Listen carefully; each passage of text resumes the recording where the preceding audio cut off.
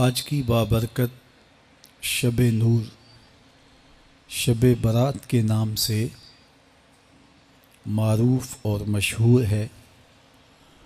اس بابرکت شب کے دامن میں اتنی برکتیں اور اتنی رحمتیں ہیں کہ اللہ جل شانہ گناہ گاروں کو جہنم کی آگ سے آزاد فرما دیتا ہے۔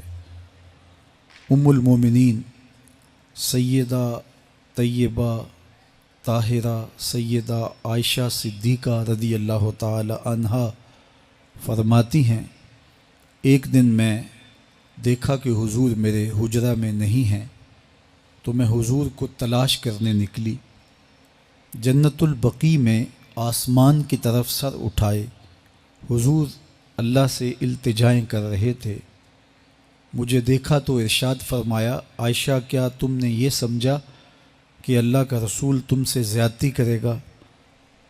فرماتی ہیں میں نے عرض کی یا رسول اللہ صلی اللہ علیہ وسلم، میں یہ سمجھا شاید آپ کسی زوجائے محترمہ کے حجرہ میں تشریف لے گئے ہیں۔ فرمایا آج لیلۃ النصف من شعبان، شعبان کی 15ویں رات ہے، درمیانی شب ہے۔ اس رات کو اللہ تعالیٰ جل شانہ آسمان دنیا پہ نزول اجلال فرماتا ہے اور قبیلہ بنو کلب کی بکریوں کے بالوں سے زیادہ لوگوں کو جہنم کی آگ سے آزاد کر دیتا ہے۔ قبیلہ بنو کلب عرب کا بہت بڑا قبیلہ تھا جو بھیڑ بکریاں پالتے تھے اور لاکھوں کی تعداد میں ان کی بکریوں اور بھیڑوں کے ریوڑ تھے۔ تو اس قبیلے کی بکریوں کے بالوں سے بھی زیادہ گناہ گاروں کو جہنم کی آگ سے آزاد کر دیا جاتا ہے۔ تو یہ وہ بابرکت شب رحمت ہے، شب نور ہے، جس کے دامن میں اتنی برکتیں ہیں کہ کوئی محروم نہیں رہتا۔ صرف وہ بد نصیب لوگ جو شرک میں مبتلا ہیں، جو سخت کینہ پرور ہیں، جو قطع رحمی کرتے ہیں، قاتل ہیں، عادی شرابی یا بدکار ہیں، انہیں اس مبارک رات میں محروم رکھا جاتا ہے، ورنہ اللہ کی رحمتوں کا عموم اس بابرکت راتوں میں اس قدر ہوتا ہے کہ کوئی گناہ گار جو اس کے حضور ہاتھ دعا کے لیے اٹھاتا ہے اور اپنا دامن پھیلا کے اس کی رحمتیں مانگتا ہے، اسے محروم نہیں رکھا جاتا، بلکہ اللہ سب گناہ گاروں کو جہنم کی آگ سے آزاد کر دیتا ہے۔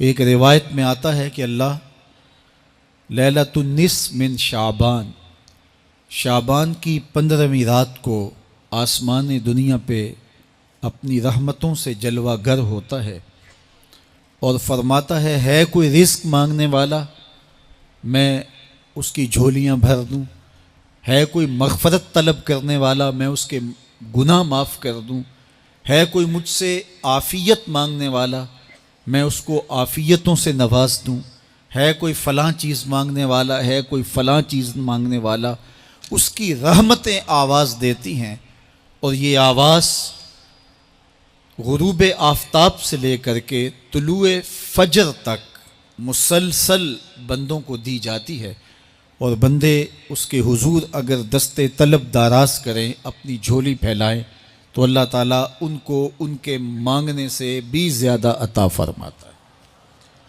اس امت کو اللہ تعالیٰ نے اس طرح کی راتیں دے کر کے مغفرت، بخشش، غفران اور رحمتوں کی فراوانی نصیب کی ہے۔ میرے حضور نے ارشاد فرمایا ایک شخص صبح سے لے کے ظہر تک مزدوری کرتا ہے، اس کو ایک قیرات ملتا ہے۔ ایک ظہر سے لے کر عصر تک مزدوری کرتا ہے، اس کا وقت تھوڑا ہے لیکن اس کو بھی ایک قیرات ملتا ہے۔ اور تیسرا شخص عصر سے لے کر مغرب تک مزدوری کرتا ہے، اس کو 2 قیرات ملتے ہیں، جبکہ اس کا وقت دونوں سے کم ہے۔ فرمایا پہلی مثال یہود کی ہے، دوسری مثال نصارہ کی ہے، اور تیسری مثال میری امت کی ہے کہ اس کو تھوڑے عمل پر زیادہ ثواب دیا جاتا ہے۔ تو یہود اور نصارہ نے اس پہ برا منایا تو حضور علیہ السلام نے فرمایا کہ اللہ نے ان کے اجر میں تو کمی نہیں کی، لیکن مسلمانوں کو زیادہ اجر دے دیا، تو یہ اس کی کرم نوازی ہے۔ تو یہ تھوڑے وقت کی عبادتیں اور چند راتوں کی بیداری اور مخصوص اوقات میں اللہ کے حضور عبادت و ریاضت ایک گناہ گار کو کہاں سے کہاں تک پہنچا دیتی ہے، اس کے گناہوں کی معافی کا ذریعہ بھی بنتی ہے اور درجات کی بلندی کا سبب بھی۔ دیکھیے لیلۃ القدر ایک رات 1000 مہینے کی عبادتوں سے بہتر قرار پاتی ہے۔ اسی طرح دیگر مواقع ہیں کہ اللہ تعالیٰ اس امت کے لیے رکھے ہیں، رحمت رب بہانہ می طلب، اور یوں بھی پڑھا گیا رحمت رب بہانہ می طلب۔ اس کی رحمتیں قیمت نہیں مانگتی اور اس کی رحمتیں بہانہ تلاش کرتی ہیں، تو وہ اپنے بندوں کو بخشنے پہ آمادہ ہے اگر وہ اپنا دامن طلب پھیلائیں۔ قرآن مجید میں ایک مقام دیکھیے کتنا دل آویز ہے، فرمایا ما یفعل اللہ بعذابکم، اللہ تمہیں عذاب دے کے کیا کرے گا؟ اس کی یہ چاہت نہیں ہے کہ تمہیں عذاب میں مبتلا کرے، اس کی چاہت یہ ہے کہ تم اس کی چوکھٹ پہ آؤ، جھولی پھیلاؤ، اس سے خیرات اور رحمت مانگو، اور وہ تمہارے ماضی کے سارے گناہ معاف کر کے، ساری غلطیاں معاف کر کے تمہیں اپنی رحمتوں سے مالا مال فرما دے۔ تو وہ بندوں کو بخشنے پہ، بندوں کی مغفرت کرنے پہ آمادہ ہے اور اس کی رحمتیں بہانے تلاش کرتی ہیں۔ اللہ اکبر۔ اور دوسری جانب اس کے بندے، اس کے مملوک، اس کی مخلوق، اور مخلوق کی گناہ گار اور نیکوکار اس کی رحمتوں کے طالب ہوتے ہیں، بلکہ وہ گناہ کرنے کے بعد جب معافی مانگتے ہیں تو اللہ کو یہ معافی بہت پسند ہے۔ معافی مانگنا، اس کے حضور اپنے دامن کو پھیلانا، وہ اس کو بہت زیادہ محبوب ہے۔ انسان کی فطرت کے اندر گناہ رکھا گیا ہے۔ آگ، ہوا، مٹی، پانی، یہ ان 4 چیزوں کا مرکب ہے۔ اس کے جو عناصر ہیں اس میں کبھی اعتدال قائم نہیں رہتا اور اس سے گناہ سرزد ہو جاتے ہیں۔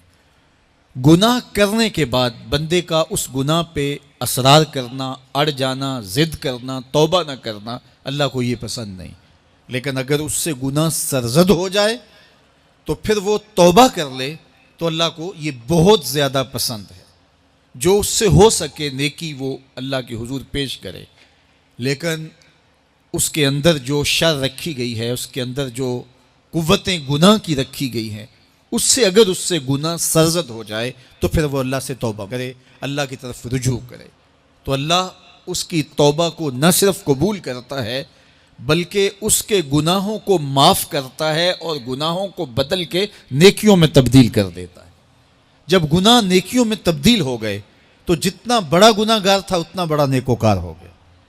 حضرت سیدنا عمر رضی اللہ تعالیٰ عنہ بازار میں جا رہے تھے تو ایک شرابی نے ہاتھ میں بوتل پکڑی تھی شراب کی، تو حضرت عمر ہاتھ میں درہ رکھتے تھے اور آپ کا جاہ و جلال دیدنیت ہوتا، تو جو ہی حضرت عمر رضی اللہ تعالیٰ عنہ کو اس نے دیکھا تو ڈر گیا اور دل ہی دل میں کہا اے اللہ آج عمر کے قہر سے بچا لے، میں تیری بارگاہ میں سچی توبہ کرتا ہوں، اور جلدی سے شراب کو بغل میں چھپا لیا۔ اتنے میں حضرت عمر سر پہ پہنچ گئے اور گرج کر کڑک کے کہا کہ یہ تیری بغل میں کیا ہے؟ چونکہ اس کو بوتل چھپاتے دیکھا تھا تو وہ ڈر گیا اور ڈرتے ڈرتے کہنے لگا حضرت یہ سرکہ ہے۔ اب تھی تو شراب لیکن ڈرتے ہوئے بولا حضرت سرکہ ہے، تو حضرت عمر نے کہا نکال۔ جب نکالا تو شراب نہیں تھی، واقعی سرکہ بن چکا تھا۔ تو جب اللہ کے حضور کوئی توبہ کرتا ہے اللہ اس کے گناہوں کو بدل کے نیکیوں میں تبدیل کر دیتا ہے۔ حدیث پاک میں آتا ہے کہ قیامت کے دن اللہ ایک شخص کو کہے گا کہ اپنا نامہ اعمال پڑھ، تو وہ نامہ اعمال پڑھنے لگ جائے گا، تو نامہ اعمال کے اندر چھوٹے گناہ بھی ہوں گے، بڑے گناہ بھی ہوں گے، تو اللہ سے حیا کرتے ہوئے، شرم کرتے ہوئے وہ بڑے بڑے گناہوں کو چھوڑتا جائے گا اور چھوٹے چھوٹے گناہوں کو پڑھتا رہے گا۔ جب وہ سارے گناہ پڑھ چکے گا اور کتاب ختم ہوگی تو اللہ تعالیٰ اسے فرمائے گا، میرے بندے تو نے یہ جتنے گناہ پڑھے ہیں میں نے سب کو بدل کے نیکیوں میں تبدیل کر دیا۔ تو بندہ کہے گا، اللہ ابھی تو میرے بڑے بڑے گناہ رہتے ہیں جو میں نے پڑھے ہی نہیں۔ فَضَحِكَ النَّبِيُّ حَتَّى بَدَتْ أَنْيَابُهُ، حضور جب یہ بیان فرما رہے تھے تو حضور اتنا مسکرائے کہ صحابہ نے حضور کی داڑھیں دیکھ لی۔ تو پہلے وہ بڑے بڑے گناہ چھوڑے جا رہا تھا، لیکن جب اللہ فرمائے گا کہ میں تیرے گناہوں کو بدل کے نیکیوں میں تبدیل کر دیا، تو وہ کہے گا ابھی تو بڑے بڑے گناہ رہتے جو میں نے ابھی پڑھے ہی نہیں۔ تو جب کوئی بندہ اس کے حضور توبہ کرتا ہے، اللہ یہ نہیں دیکھتا اس نے گناہ کتنے کیے ہیں، یہ دیکھتا ہے بندہ آیا میری چوکھٹ پہ ہے تو اللہ اس کے پچھلے سارے گناہ معاف فرما دیتا ہے۔ اللہ اکبر۔ میرے اور آپ کے آقا و مولا نے اللہ کے حضور توبہ کرنے اور اس پر اللہ کی خوشی اور اللہ کی خوشنودی کا ذکر کرتے ہوئے ایک مثال بیان فرمائی کہ ایک شخص صحرا میں سفر کر رہا تھا، تو وہ ایک درخت کے نیچے دوپہر کاٹنے کے لیے، سستانے کے لیے رک گیا اور درخت کے ساتھ اپنے اونٹ کو باندھ دیا اور خود لیٹ گیا تاکہ دوپہر کاٹ لوں۔ تھوڑی دیر کے بعد جب اس کی آنکھ کھلی تو اس نے کیا دیکھا کہ اونٹ ماں ساز و سامان کے ساتھ غائب ہے۔ اب صحرا میں اونٹ کا گم ہو جانا گویا زندگی چلے جانے کے مترادف ہے۔ تو اس نے دائیں بائیں بھاگ دوڑ کے دیکھا کہ کہیں اونٹ کا نشان مل جائے، لیکن اونٹ کا نشان نہیں ملا۔ تا حد نظر کوئی انسانی آبادی نہیں۔ وہ بھاگا اور تھک ہار کے دوبارہ اسی درخت کے نیچے بیٹھ گیا اور پیاس سے ہلکان ہوا جا رہا تھا اور درخت کے ساتھ ٹیک لگا کے لیٹ گیا اور موت کا انتظار کرنے لگا۔ جن لوگوں نے صحرا کا سفر کیا ہے ان کو اس بات کا اندازہ ہوگا کہ کئی 100 میل تک انسانی آبادی ہی نہیں، اب نہ کچھ کھانے کے لیے بچا نہ کچھ پینے کے لیے بچا، اونٹ بھی غائب ہو گیا، توشہ بھی ساتھ ہی چلا گیا، تو اب ظاہر ہے سیدھی موت ہی نظر آ رہی ہے۔ تو وہ اس درخت کے ساتھ ٹیک لگا کے بیٹھ جاتا ہے اور موت کا منتظر ہوتا ہے۔ تھوڑی دیر کے بعد پھر اس کی دوبارہ آنکھ لگ جاتی ہے۔ جب دوبارہ آنکھ لگتی ہے تو تھوڑی دیر بعد پھر آنکھ کھلتی ہے۔ جب دوبارہ آنکھ کھلتی ہے تو دیکھتا ہے کہ اونٹ جو گما تھا ماں ساز و سامان کے اس کے پاس کھڑا ہے۔ تو صحرا میں اس حالت میں اونٹ کا مل جانا زندگی مل جانے کے مترادف ہے۔ تو وہ اتنا خوش ہوا کہ خوشی کی انتہا نہ رہی، بلکہ مسرتوں کے ہجوم میں درک گیا اور کہنے کیا لگا، اللہم انت عبدی وانا ربک، اے اللہ تو میرا بندہ اور میں تیرا رب۔ کہنا تو یہ تھا کہ تو میرا رب اور میں تیرا بندہ، لیکن مسرتوں کا ہجوم ہی اتنا تھا، خوشیوں کا ہجوم ہی اتنا تھا کہ زبان پہ قابو نہ رہا۔ کسی کے آنے سے ایسے ہوش اڑے ساقی کے، شراب سیخ پہ ڈالی اور بوتل میں کباب۔ کہنا یہ تھا اللہم انت ربی وانا عبدک، لیکن اس قدر خوش ہوا جب بھی تیری قربت کے امکان نظر آئے ہم اتنے خوش ہوئے کہ پریشان نظر آئے۔ تو کہنا یہ تھا کہ اے اللہ تو میرا رب اور میں تیرا بندہ، لیکن خوشیوں کے ہجوم میں وہ کہتا ہے اللہم انت عبدی وانا ربک، اے اللہ تو میرا بندہ اور میں تیرا رب۔ حضور یہ بات بیان کرنے کے بعد صحابہ سے پوچھتے ہیں کہ ذرا بتاؤ اس بندے کو کتنی خوشی ہوئی کہ خوشی میں زبان بھی قابو نہ رہی اور اپنے آپ پہ کنٹرول نہ رہا، اور خوشیوں کے ہجوم میں اسے یہ بھی پتہ نہیں چل رہا کہ وہ کیا بول رہا ہے۔ تو صحابہ نے عرض کی حضور بہت زیادہ اسے خوشی ہوئی۔ تو میرے حضور نے یہ بات کرنے کے بعد ارشاد فرمایا، جس طرح اس کو گما ہوا اونٹ ملا اور اس کی خوشی کی انتہا نہ رہی، تو فرمایا جب کوئی شخص توبہ کرتا ہے اور اللہ کے حضور پلٹ کے آتا ہے، گناہوں سے معافی مانگ کے اس کی دہلیز پہ آتا ہے، میرے حضور نے فرمایا اللہ اس سے بھی زیادہ خوش ہوتا ہے کہ میرا بندہ میری چوکھٹ پہ آ گیا۔ تو وہ یہ چاہتا نہیں کہ اپنے بندوں کو عذاب دوں، وہ خود آگ میں چھلانگے لگائے تو اس کی مرضی، اگر گناہ سرزد بھی ہو گیا ہے تو کوئی بات نہیں، معافی مانگ لی جائے.